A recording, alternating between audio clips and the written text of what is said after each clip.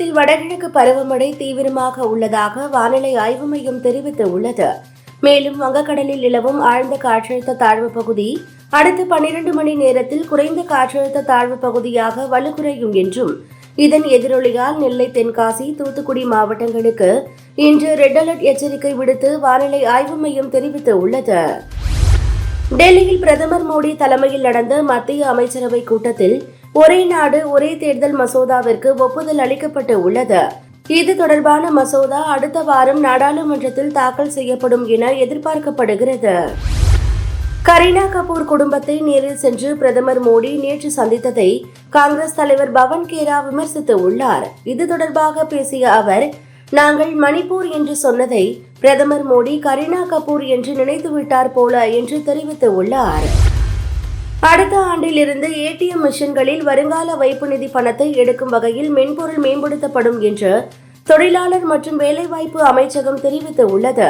உரிமை கோருபவர்கள், பயனாளிகள், அதிகப்படியான மனிதர்கள் தலையீடு இல்லாமல் இனிமேல் பணத்தை எடுக்க முடியும் என தெரிவிக்கப்பட்டுள்ளது. டெல்லி தேர்தலில் மீண்டும் வெற்றி பெற்றால் 18 வயது நிரம்பிய ஒவ்வொரு பெண்களுக்கும் மாதந்தோறும் தலா 2100 ரூபாய் வழங்கப்படும் என்று அரவிந்த் கெஜ்ரிவால் அறிவித்துள்ளார். இதற்கான பதிவு நாளையிலிருந்து தொடங்குகிறது.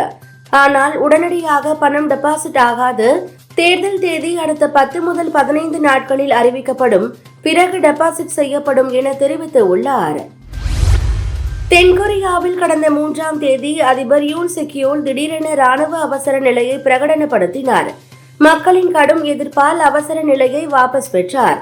ஆனால் யூன் சுக்யோல் பதவி விலக வேண்டும் என்று எதிர்க்கட்சிகள் வலியுறுத்தி வருகின்றன. இதுகுறித்து பேசிய அதிபர், என் மீதான கிளர்ச்சி குற்றச்சாட்டுகளை மறுக்கிறேன். எனக்கு ராஜினாமா செய்யும் எண்ணம் இல்லை என்றார். 9வது பெண்கள் ஜூனியர் ஆசிய கோப்பை ஹாக்கி போட்டி ஓமன் தலைநகர் மஸ்கட்டில் நடந்து வருகிறது. இதில் ஏ பிரிவில் இடம் பிடித்து உள்ள நடப்பு சாம்பியன் இந்திய அணி நேற்று தனது 3வது லீகில் 1-2 என்ற கோல் கணக்கில் சீனாவிடம் தோல்வியை தழுவியது.